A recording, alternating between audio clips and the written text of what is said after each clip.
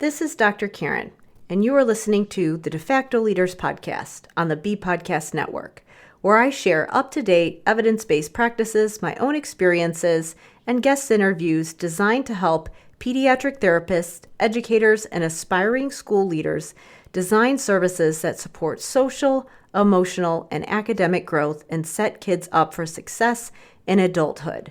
Whether you want to learn effective strategies for your therapy session or classroom, be an influential leader on your team, or find creative ways to use your skills to advance in your career, I've got you covered.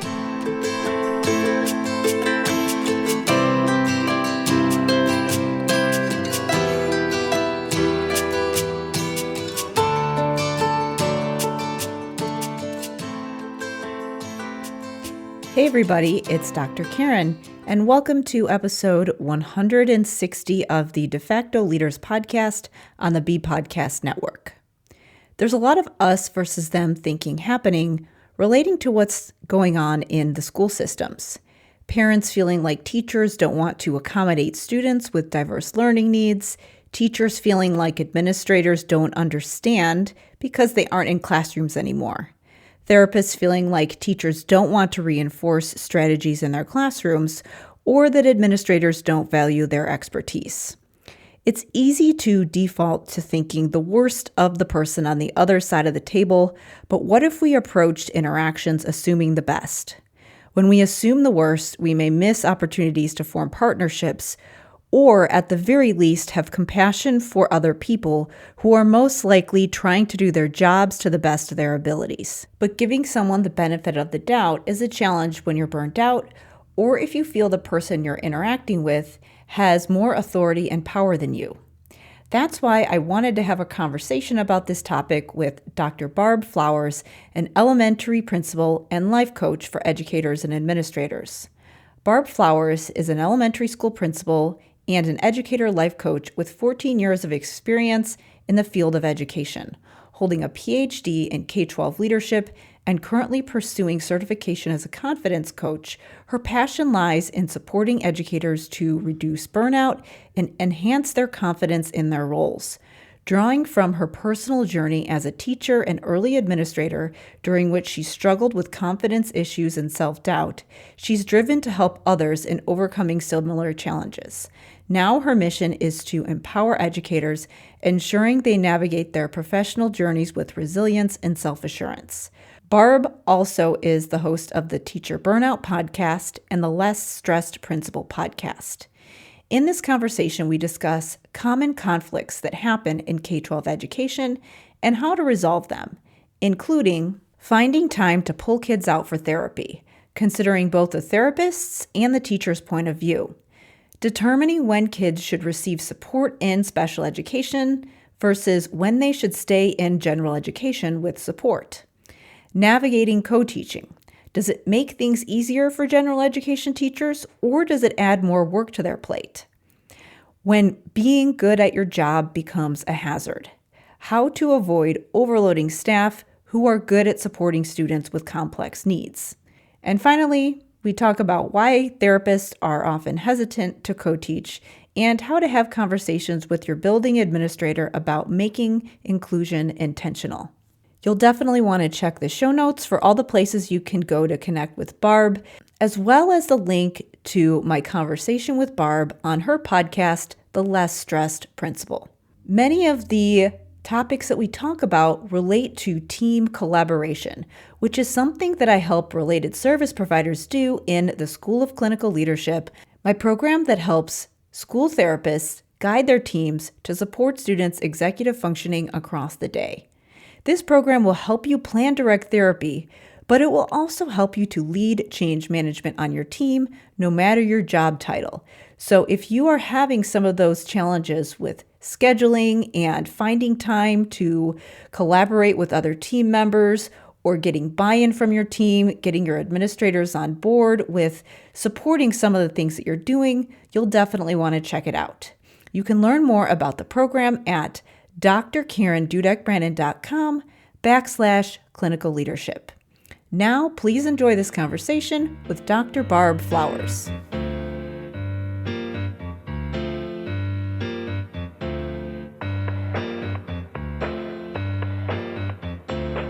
Today I'm joined by Barb Flowers, an elementary school principal and life coach. So thank you so much for being here with me today. Thank you, Karen, for having me. I'm so excited to be here on the podcast. Well, I know that we have a lot of things that we want to talk about, but I thought we would start by having you share your background, what you've done, and what you're doing now. Sure. So I am an elementary principal. I've been a principal for 8 years. Before that, I was an elementary teacher.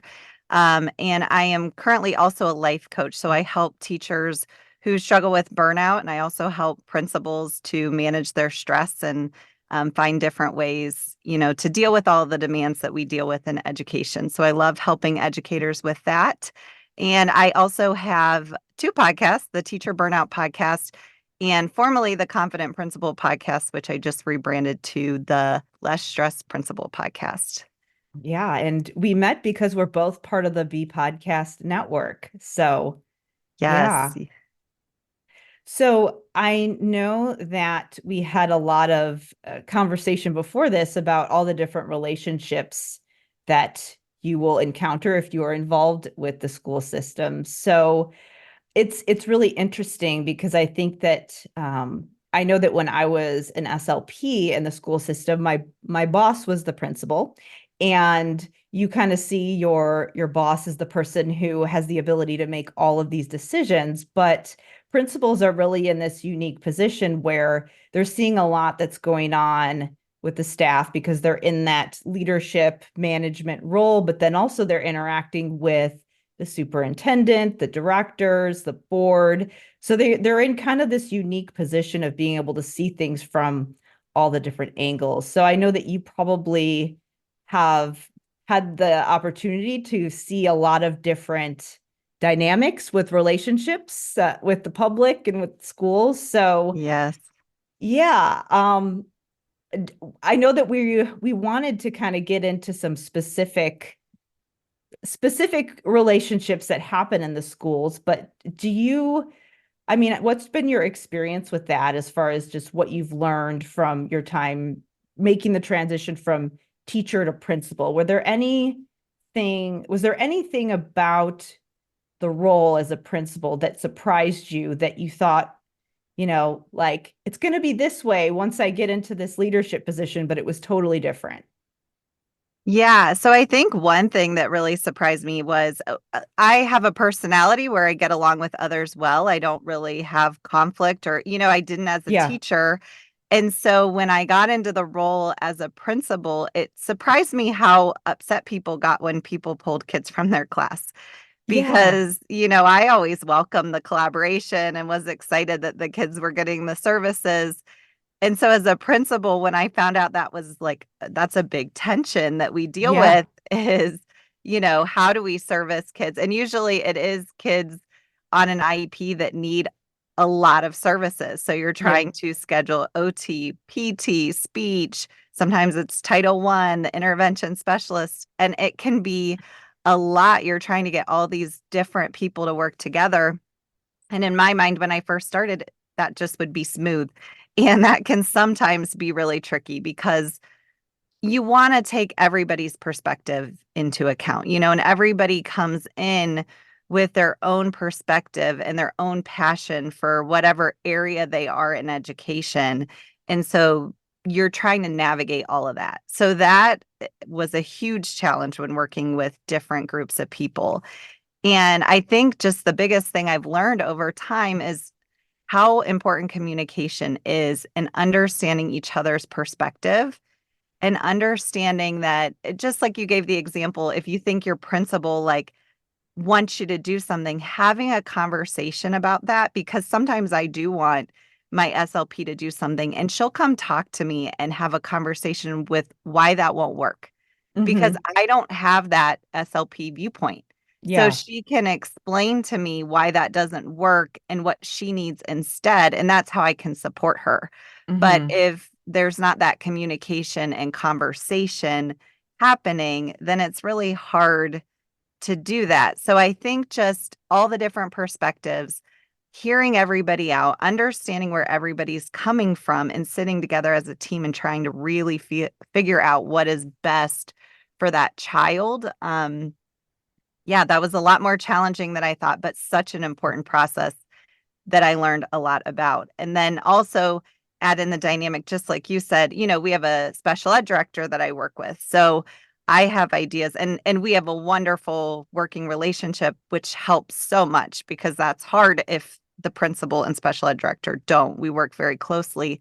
But, Yeah. I make a decision and she supports that typically, but then I always have to remember to call her because I want to keep her informed because, she'll get upset if she doesn't know about these special ed changes that have happened and nobody informed her as the director of, special services. So there Hmm. are a lot of dynamics there of just making sure that you're working with all the people, communicating, understanding everybody's perspective, and really communicating that perspective.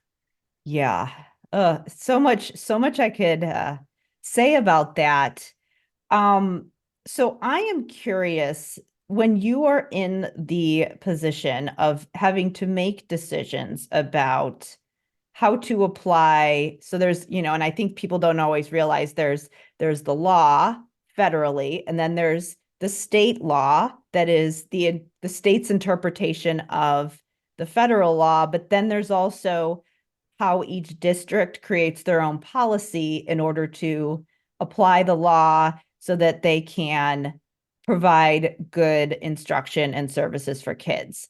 And whenever you're talking about special ed, all of that compliance and all of that is really important. And I know that that was something it's very challenging for people who are even working directly with kids who are supposed to know that really well and try to communicate that to, for example, a general education teacher, and then here's somebody who is a special ed provider, whether it be the special ed teacher or a related service provider, like one of the therapists, the special ed director trying to explain it to all of the staff or work with their principal. And when you have to know all those things really well when you're making decisions for your building and your staff. And I think that people they think that person who is the decision maker, that it's so much easier for them, but it's kind of a double-edged sword because it's great to be able to be the one making decisions because you feel like, people see that as, you have the power to make a decision about this. But then there's also the burden of having that decision and knowing that you're going to make this decision and it could, maybe affect people positively over here, but there could be a potential negative impact over here that maybe you didn't anticipate because it's just so hard to know how something up here is going to impact everybody else. So I'm curious what that has been like for you and what your experience has been there, and maybe where, like people don't necessarily understand unless you're in that position. Yeah, it is hard because seeing that big picture and every person doesn't always get to see that and then trying to make a decision, but I don't get to see the little details. So Yeah, again, like I have to rely on my teachers as their experts and really get their yeah. feedback. But I actually just went through this situation where we were reevaluating some of my students who are on IEPs and we have co-teaching in certain Hmm. grades. And then we do pull-out services in the younger grades where they're just getting more intervention because there's less of a gap. And so we were really looking at the schedule and noticed they were being overserved in the resource room where they were missing too much in the general education classroom of Hmm. some of the good instruction that they needed. And it really wasn't becoming extra services where, if you're on Yeah, an IEP, it should be intervention. It should be you're getting more than a student not on an IEP, which is hard because of the time in a school day, right? yeah. But that was something that we navigated. And to navigate that, I had a lot of different conversations with the general ed teachers, the intervention specialists. And what I told all of them is this is going to have to be an experiment and we're going to have to try it and we're going to have to see how the schedule works. And you're going to have to give me feedback and report back on, how it's going because like you said, I don't know all the details. Like from my office and my big picture, like this seems Yeah. great. It seems like on paper this will work.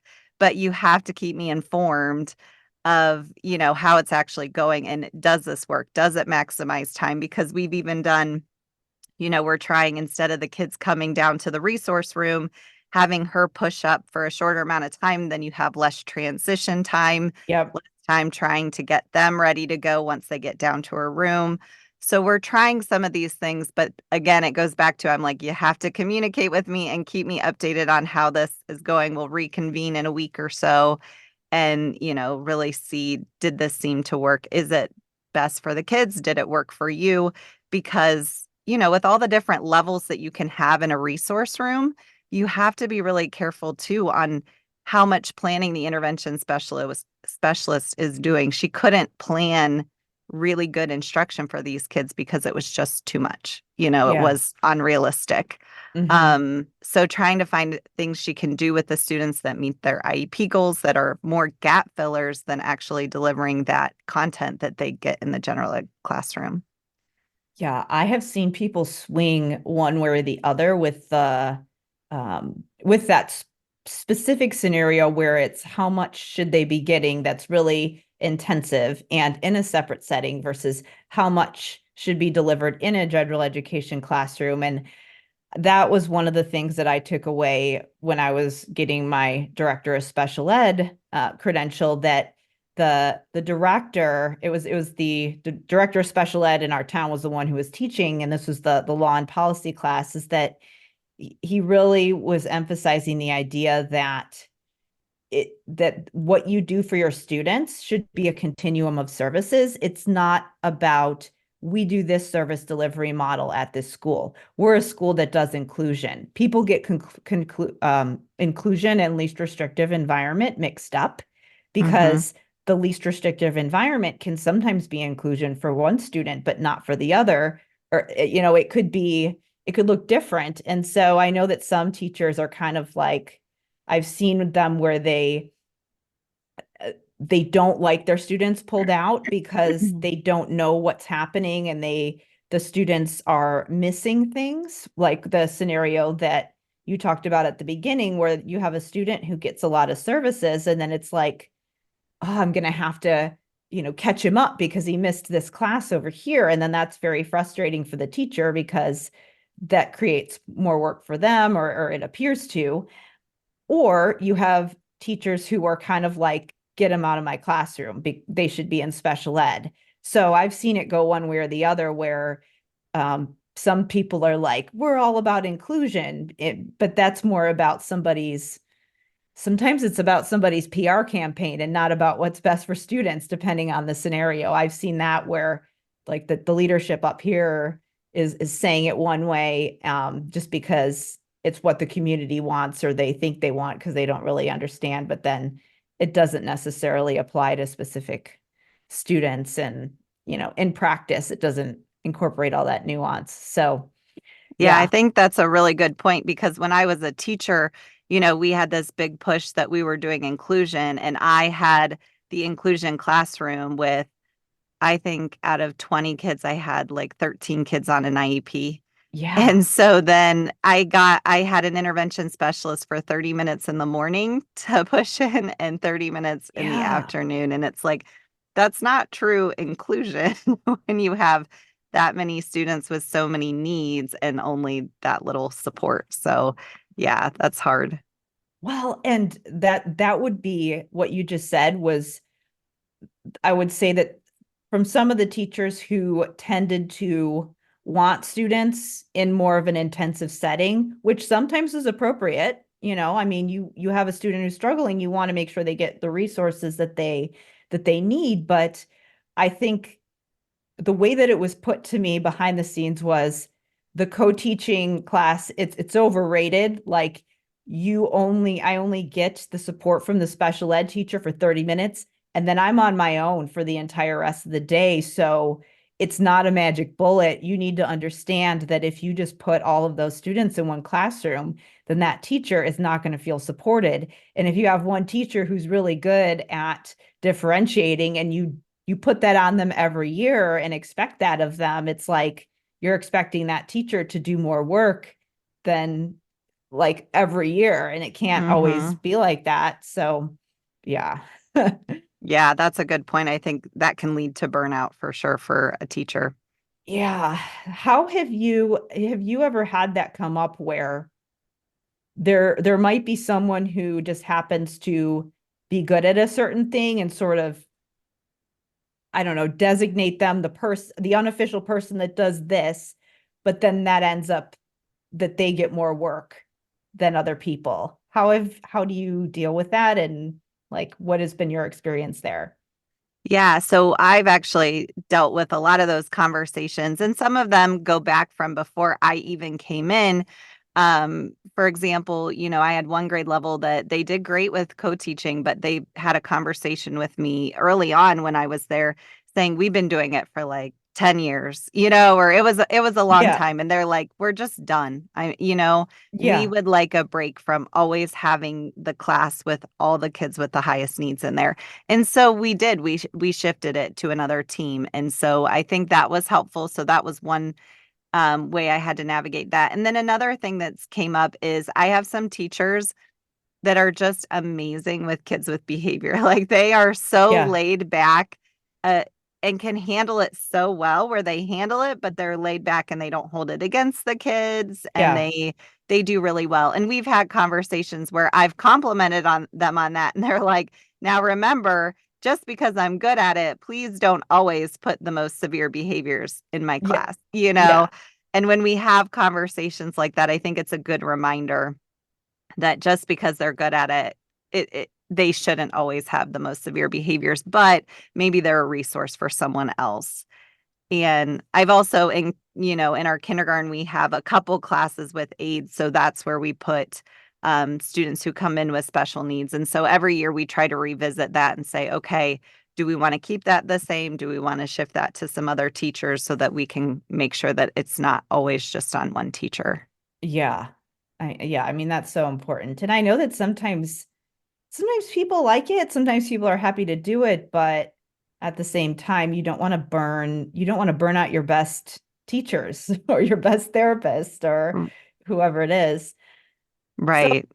I know we're talking a lot about dynamics within the building. So within those people who are directly supporting students, and I know we've touched a little bit on the relationship between the administrators who are where the teachers are directly reporting to them. So this would be the principal, the special ed director, who typically have therapists or teachers report to them. But then there's other relationships as well that happen where you one person is seeing it from one perspective, but then other people have this other perspective. And the other one where I see tension is from the public or parents and just the schools in general. And sometimes this is the teachers and the parents. Sometimes it's the school board and the public and what the community wants or thinks should be happening at the school. And I'm curious what kinds of things have come up for you and how you have personally worked through some of those things or supported your staff when there was something that came up. Yeah, I think one of the biggest challenges that we deal with can be perspectives of parents, and that can Yeah. be perspectives of parents who have students on an IEP who maybe think their child isn't getting enough.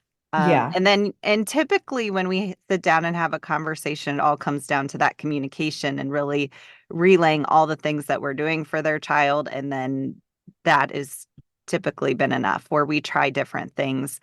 But another dynamic that we've dealt with are those classes that have kids with special needs in them, who some parents don't want their children in there because there's a perception of that's the low class, Yeah. or, they like label the class. Right. And so we've dealt with that, and we try to spread kids out as much as possible. We do cluster grouping with gifted and Hmm. things like that in the school, but we try to spread it out where it's not like, because I've even heard, oh, this teacher has all the low kids all the time. So almost like if you're in that teacher's classroom, you must be low. And Yeah. it's just these kind of perceptions. So I just try to be aware from what parents are saying and what I hear about what those perceptions are and switching them up Yeah. so that we can make sure that there isn't this negative perception about being in a class that has an intervention specialist. Like that's extra support for your child, because we tried to make it a class where there are students with IEPs and then there are higher students so that we have models. So if Yeah. every parent with a higher student is like, I don't want my child in there, then we don't have any models for those students. So we try to just explain it as a way that, I mean, it's a benefit. They get two teachers. They get to be included and help other kids and learn about Yeah. differences. And, there's so much benefit to that. So I think it's just helping people navigate those perceptions. And Hmm. then the other thing I think that comes in is some people feel like their child needs an IEP and will request it, and that's not what we're seeing. And again, it's just about communicating and explaining to them all the support we're giving. And I'm very lucky to be in a district where we do have Title I services and different supports that we can give the child if they're not on an IEP. So I think just constantly communicating, this is what we're doing, this is what's helping them, this is the progress they're making, has helped with that.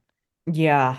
I can think of two other things that come up for me just that I would wonder about. So one of them being things that are not just relating to special ed, but just overall the curriculum, because so that can affect special ed, but I think that there's there's just a lot of things that people don't necessarily know about that happen at schools when there's decisions about curriculum, decisions about standardized testing and what's being done, or even policies around can kids bring cell phones into the classroom? Do you have like how often are kids on devices in the classroom? Then how do you handle that? What's your discipline policy and different perceptions about that? So there's so many different things that they're not just special ed, they impact all the kids. But of course, what happens just with all the students can impact the students who are getting direct services. So what kinds of things have you seen come up there just from the public, or where you think, people think this is happening in the schools or in my school, but that's not actually what's going on, or maybe there's decisions being made for students in a district, but people don't necessarily understand what all went behind those decisions or why things are done the way that they are. Yeah, I think one thing coming to mind right away is we're doing a new math curriculum and it's Hmm. more rigorous. So that has been a big thing with parents, just navigating the changes and lots of communication explaining why it's different. So it's kind of brought up that Common Core math um, Yeah. conversation again, Oh where it's like yeah. we don't like the Common Core. But it's just, a new curriculum's hard for everybody to navigate through because the teachers are trying to figure it out and the assessments are more rigorous. So kids aren't getting as good of grades that they got on their last test. So that has been, a big thing that we are navigating. As far as like technology, our students are not allowed to have cell phones at school. I mean, they have them in their book bags. My Right. my thing is basically if I don't see it, you're fine, but we can't have them out. But that's still a problem. They are trying to have them out on the bus and parents don't always understand that, we can't monitor what's on the cell phone and they're so little and then K-5. Yeah. So yeah, that's one thing that we navigate with cell phones is kids getting them out and trying to do social media, Hmm. younger and younger. And then just another thing I think is just what everybody is dealing with the idea that it used to be if the teacher said something, that's what the teacher said, and that's what it was. Now there's a lot of questioning and disbelief when teachers say things, and Yeah. and not from all parents, but we definitely get that where the teachers have to defend why they disciplined or why they did something. So just Yeah. not as much support sometimes as we would hope that, we don't always focus on the problem with what the behavior was. We focus on like why they got in trouble versus, well, they were disrespectful to this person or this person, and that's not okay. We're trying to teach them differently. So I see that as a struggle that we deal with just in general. And then, we're just trying to always find ways to get the community in so that they can see what we're doing so that we can say our own narrative and people don't guess the things that we're doing. We haven't had a lot of pushback. I know tons of districts have with the Yeah. board and people going to board meetings and things like that. We have not dealt with that as much in our district. But again, I think it's just trying to be as transparent as possible and at different areas, have different demographics and people Yeah. advocating for different things. And so that can just be a big challenge that we all face. Yeah, I'm excited that you brought up math because I focused a lot on reading, but I've talked to some math curriculum specialists this year and they're like, "What about us?" And so I'm glad that we're talking about math because those two things, obviously the content areas are really important as well. We don't want to ignore those, um but yeah, like to me, those are those foundational things when you think about what education is about, especially early education, when you're trying to build some of those foundational skills so that kids can benefit from those content areas. It's really the reading and the math, and then making sure that you're embedding some problem solving skills and critical thinking on top of those while you're teaching them. And the Common Core math debate is really interesting because some of the conversations that I've seen, it's like, well, this state's doing it this way, or this country's doing it this way, and they're doing it so much better than what we're doing in the US. And it's like the context of the community is how the implementation happens is always relevant, because you can't just plop one thing that's being done over here with a completely different population and then put it over here and expect it to look the same. I Mm-hmm. see even in Illinois, like there we have counties that are very rural, but then we have Cook County, which is the Chicago area, where it's completely different. And so how you handle your policies at your facility is going to look very different.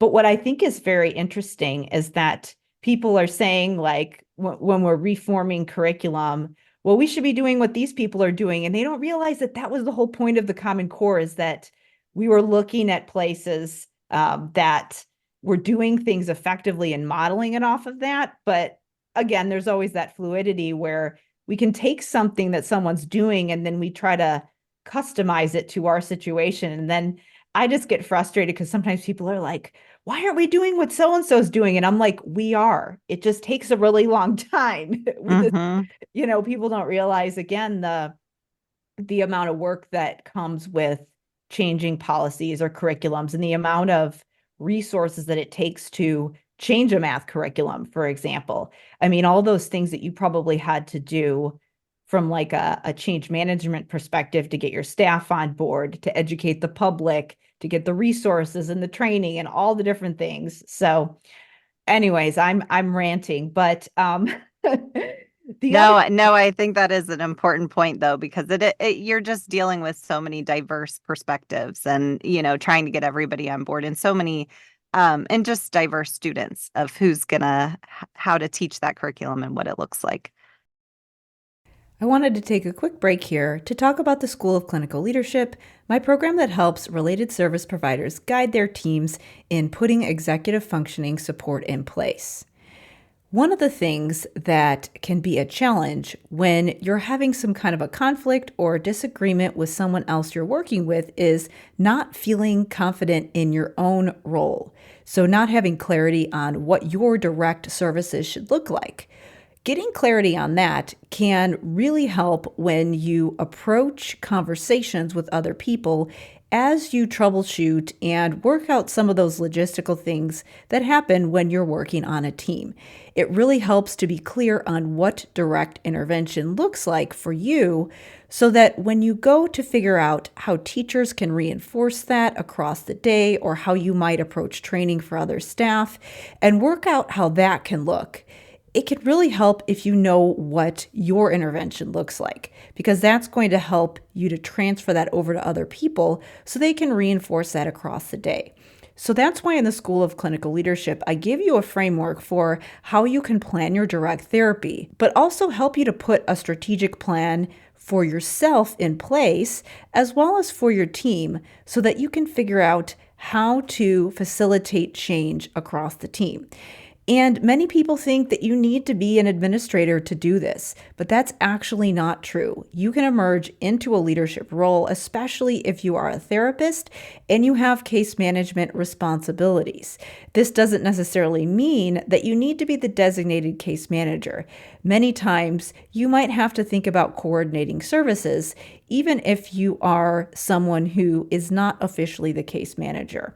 So that's definitely true if you're in one of those related service provider positions, the speech pathologist, the social worker, the counselor, the occupational therapist, the psychologist.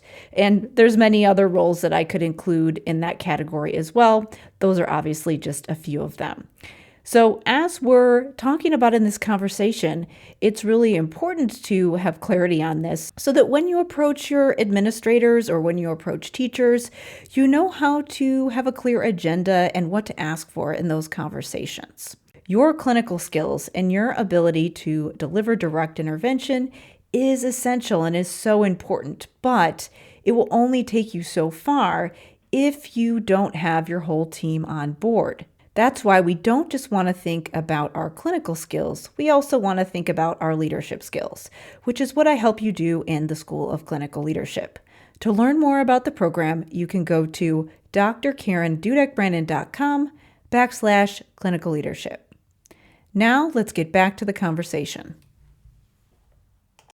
So what do you share if your staff, for example, are hearing things and maybe they have a parent who's upset about something that happened relating to discipline, or they're interacting out in public and they hear somebody say something about their district that's not true, and they're trying to be a representative out in public and think about that, or even maybe they get an angry email from a parent about something. How do you recommend that they handle those situations, and what advice do you give from I would say the person who's working directly with the student, trying to work through that situation with the parent?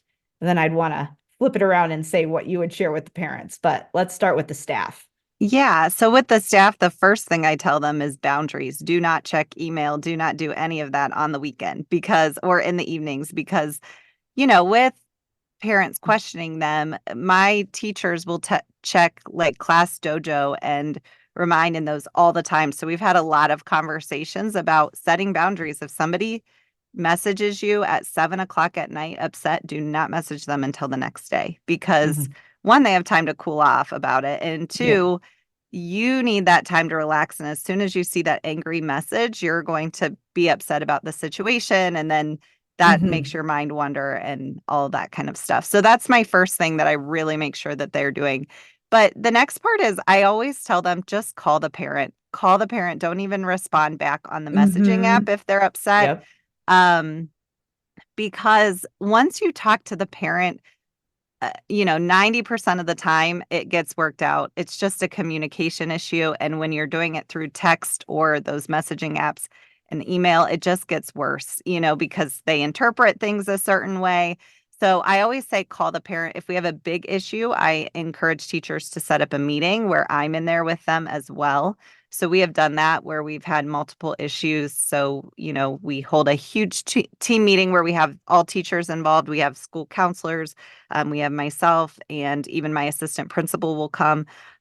So just having those meetings where that communication happens, everybody's involved, everybody can talk and set up a plan, for this child. But yeah, I think with discipline, that would probably be the biggest thing, just that open communication. And I always know the parents, like even for myself in the office, and I tell the teachers this too, the parents who you need to call and beat that message home. Oh, Because yeah. if the kids take it home before you talk to that parent, it will be twisted. So Uh-huh. making sure they hear from you first, even if you send some sort of discipline slip home, because they will definitely twist the story. I can think of a number of situations where I sent a note home and I wish that I would have just had a conversation. Things that Mm-hmm. just you people don't realize that you are in your head saying something with a certain tone and writing it down, and then it's lost as soon as it Yeah. goes into written communication. I have that all the time when I do even social media posts where I'll be writing an article and then I'm going to turn it into a post that's going to share the article, and then I'll schedule it, and then I'll read back what I said and I'm like, wow, that sounds really snarky and I didn't mean it that way. And so I think people don't realize that you sometimes when you write really long messages back, it feels like you're yelling at someone. When Hmm. somebody sends you this long message, it's like, whoa.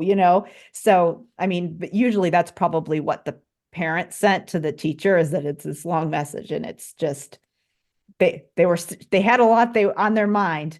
Or the opposite, when you send somebody a really short concise message and it comes across dismissive, but really you were just busy and you wanted to respond really quickly. So all Right. those things, I think that it's worse now than when I was I'm thinking of situations where it was a paper note and now we have all this technology where the immediacy of the response can be so much quicker. And the the likeliness that you can respond at 7 o'clock at night when you probably should be putting your devices down and not thinking about work it's increased.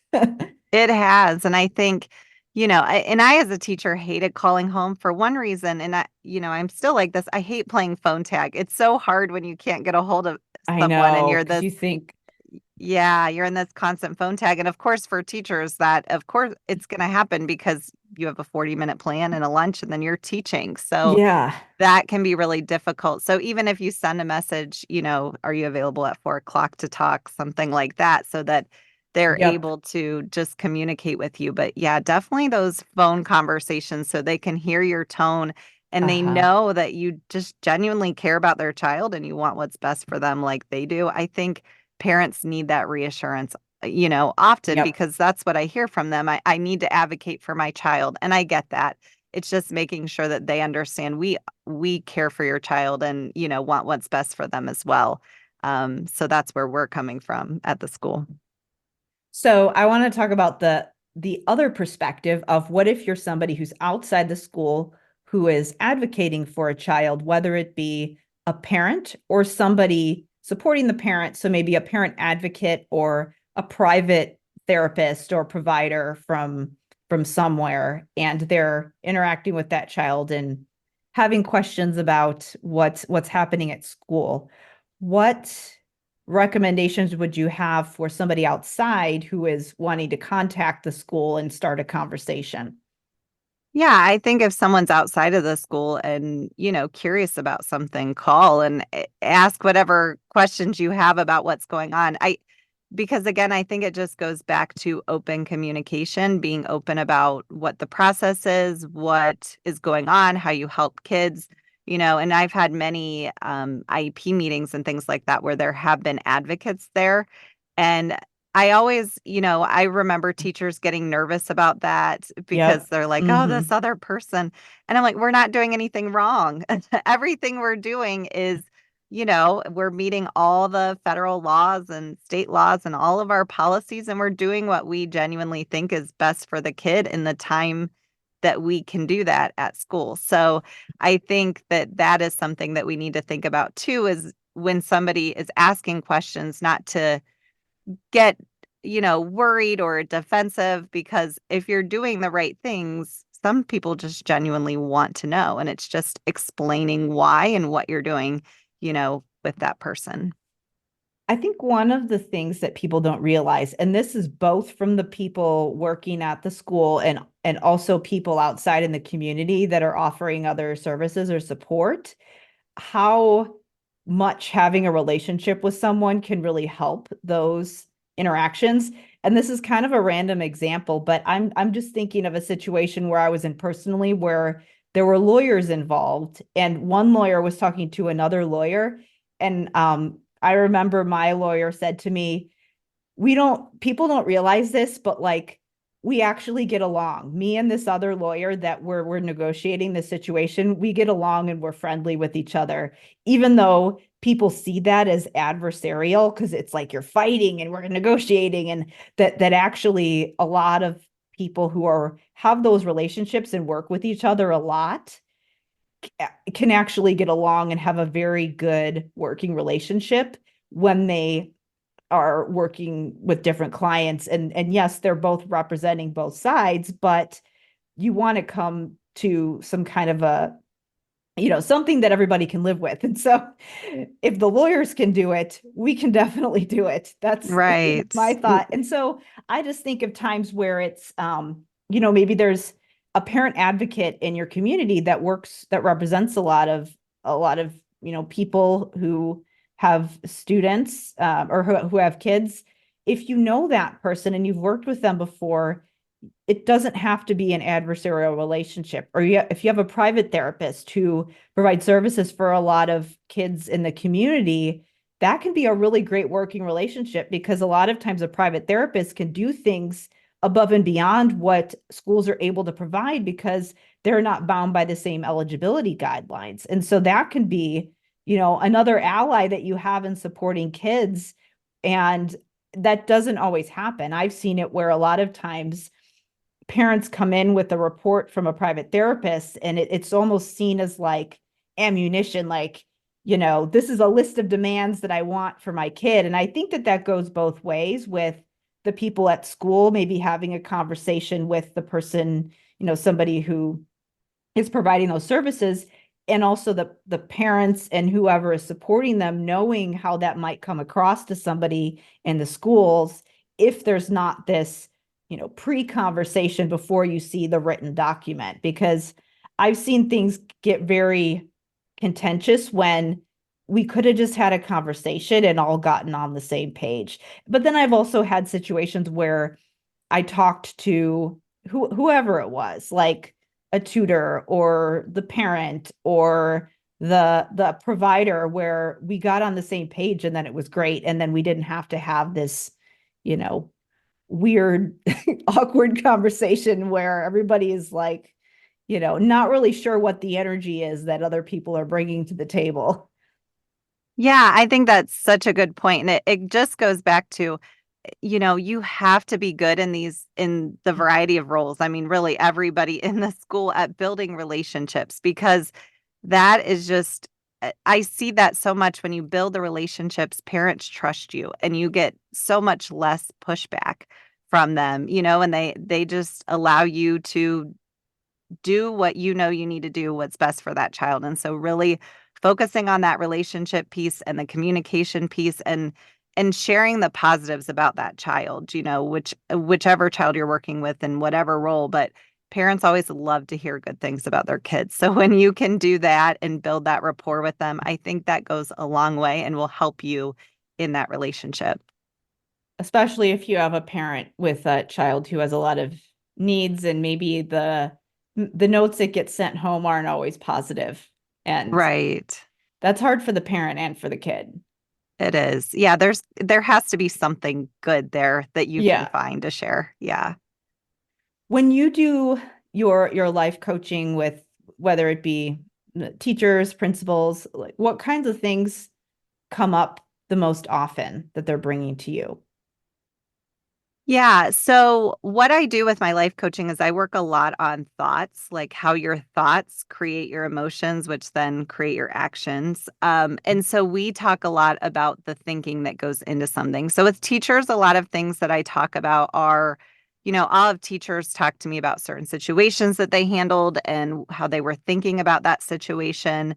So, we'll talk through different ways they can reframe their thinking so that it's Mm-hmm. more positive and they're not coming at the situation in such a negative way. Um, and another aspect that I talk a lot about is that time management, setting boundaries with your time, making sure that I think it's hard in education to compartmentalize work Mm-hmm. and home. Like we look at our jobs, we're also passionate in education that we look at our jobs like hobbies too, I think sometimes. I know that's Mm-hmm. definitely how I was as a new teacher, where I would be in my classroom all the time. That was fun for me, which is great, but we need those boundaries, because what I talk to people about is you will eventually burn out. Even if you're not there yet, you will burn out over time because it's not sustainable. So we talk a lot about time management, how can you schedule different things so that you're not working all the time. I've worked with people who are basically working in two roles. So how can you separate those different roles? Because the more you do, people will just rely on you to continue doing that. So how Yep. do you set those boundaries for yourself and for other people and help people understand what you need to be successful?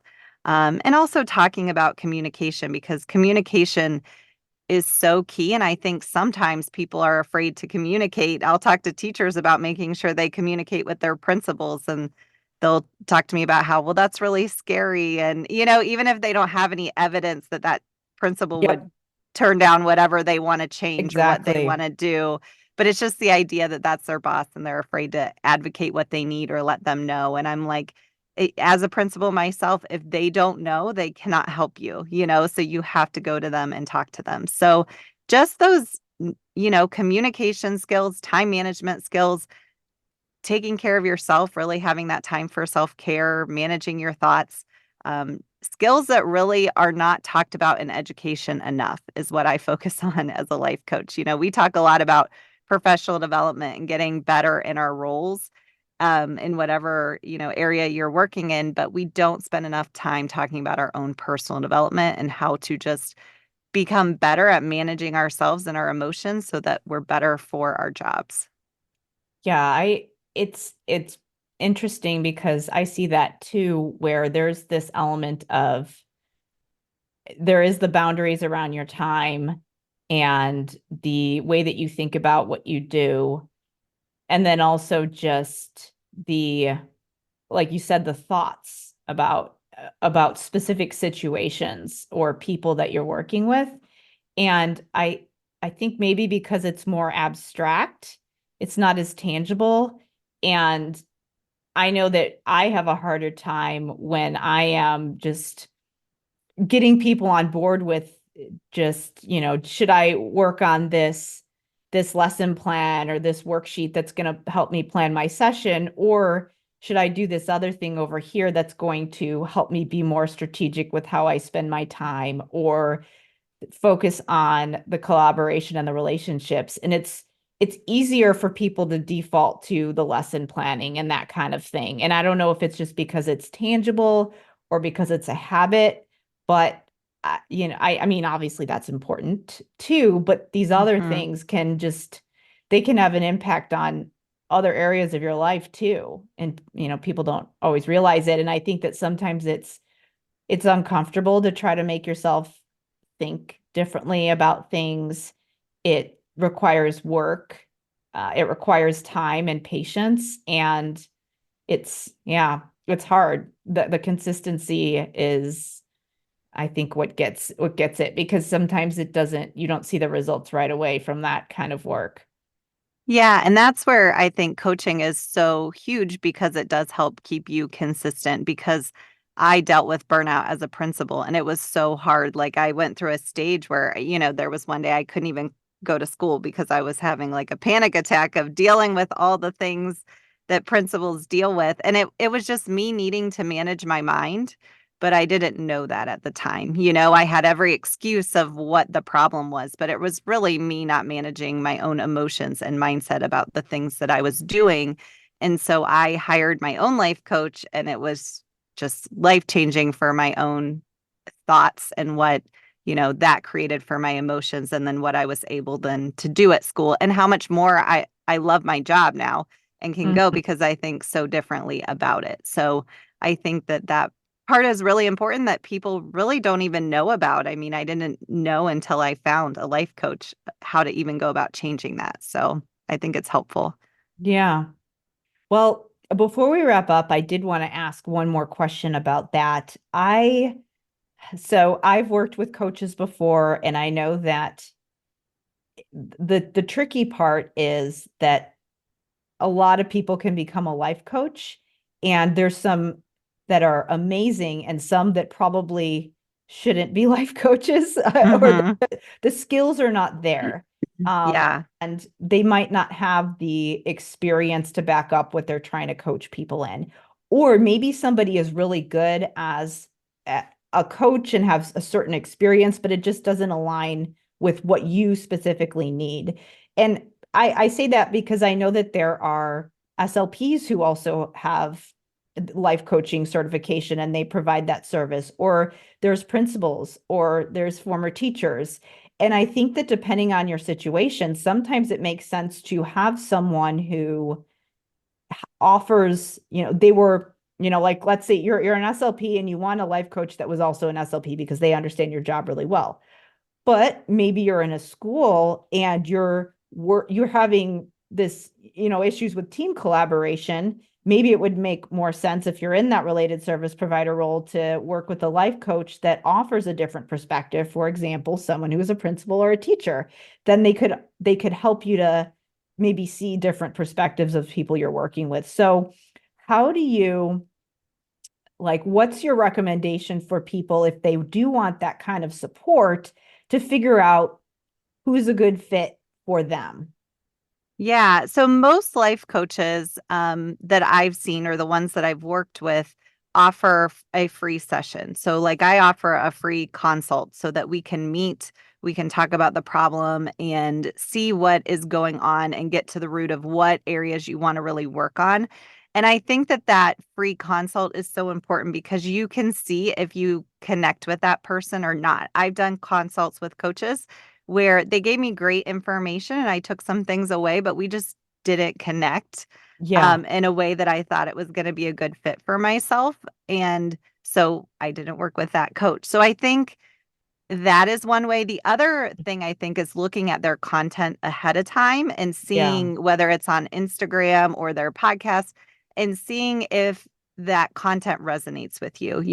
Is the content they're putting out the problem that you see yourself having, the problem that they can help solve? So really looking to see if that resonates with you and if that's something that you feel would be helpful. But definitely always seeing if you could do a free consultation where you could meet with them one-on-one, I think gives you the best idea if that person's going to be a good fit for you. Yeah. So, funny story. This is, maybe you've noticed this as well, but as social media platforms change and ad platforms change, the strategies that are being taught in the online business entrepreneurship, the strategies change. And so for a while, it was all about Facebook ads. And now people are kind of going back to the networking and the outreach. So I've, I know a lot of people have told me that they've had an increase in the people sliding into the DMs trying to get that consult with you. And I see this a lot with business consulting, but I think it happens with life coaching and health coaching as well. Well, people will just add you as a friend and then kind of start talking with you. And it's not always done in a way that is, I don't want to say tactful, but it's hard to not be awkward when you're just reaching out to a random person online and things like Right. that. And one of my pet peeves is when people pressure you to get on that initial consult. And I like to do exactly what you just said, is I like to check out their content and see what they're about, because I want to know if that's going to be a good use of both of our time. I don't want to take someone's time to get on a call with me or block out time for myself to talk to somebody, and like when I have no idea if it's going to be a fit or make sense. And obviously that's the whole point of the call, is that you can really make that decision. But I really like to be able to see some of their content and see what they're about. And there's been a couple people where I'm like, can you, do you have some posts or a video or a training or something that you offer that I can look at to kind of see what you do? And if they're pressuring me to get on that call, they're out. I'm not talking to you. So I don't know that life coaching is like that as much as business coaching, but yeah, I like that advice to check out their content if they offer it, because then you can really see, like you said, what they're about. Yeah. And recommendation also for people who are thinking about being coaches or offering services, that can be really helpful to people to learn about what you do. So where can people go to learn more about what you do? Yeah, so you can find me. I'm on Instagram at Barb Flowers Coaching. I also have a website, barbflowerscoaching.com. And then, of course, you can go to the podcast. So I have the Teacher Burnout podcast that comes out bi-weekly, and I have the Less Stress Principal podcast that comes out weekly. So you could check out either of those podcasts to find me, or like I said, go to Instagram. I'd love to connect, so feel free to reach out. Okay. Well, thank you so much for being here with me today. Of course. Yeah, this was great. Great conversation and lots of great topics.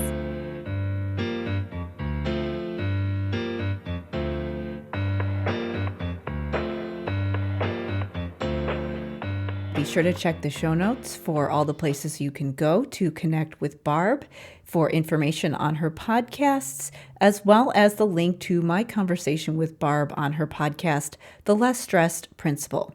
And also, please be sure to check out the School of Clinical Leadership if you are a school therapist and you want to create a strategic plan for putting executive functioning support in place in your building, including how to integrate this into your direct therapy sessions and train other people to support students once they leave your room. To learn more about the program, you can go to drkarendudek-brannan.com/clinical leadership. As always, if you enjoyed this episode, it helps me so much if you leave me a rating or review wherever you listen to your podcasts, whether that be Apple, Spotify, or any other podcast directory. And if you found this useful, please share it with your friends or your colleagues. If you have a suggestion for a guest, or if you would like to be a guest on the show, please email me at talktome@drkarenspeech.com. Thank you so much for listening, and I will see you next time.